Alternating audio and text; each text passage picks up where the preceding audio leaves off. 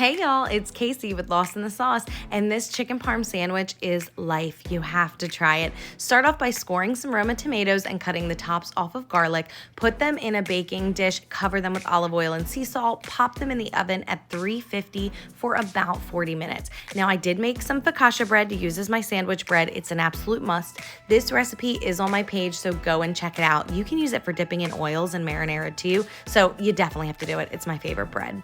Dice up a half of an onion, put it in some olive oil, and put that in a pan. Start to cook them till they're fragrant and a little transparent.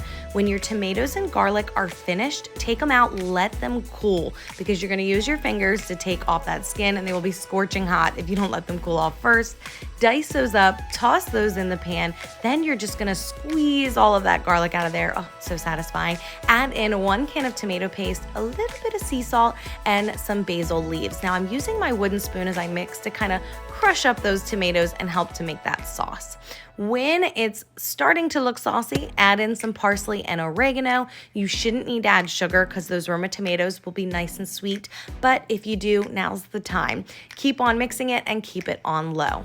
Then let's make our chicken. You're gonna need flour, whisk up about 4 eggs, and then you're gonna need a Parmesan Romano Italian breadcrumb mixture. If you don't have Italian breadcrumbs, it's fine. Use regular and add Italian seasoning. Then you're gonna flour your chicken. Make sure it is thinned out chicken. I did buy the pre-thinned one. Yep, that's right, guys. I wanted to save a little bit of time. Put it in the flour, soak it in that egg bath, and then we're gonna coat it really well in those breadcrumbs. In the meantime, I am heating up some oil in a pan so I can put them right on in the hot oil. When they're nice and golden around the sides, you're going to flip them. You should only have to flip them once. Then you're gonna take them out and set them on a stone or a baking sheet. I personally love a stone. I think it brings the flavor.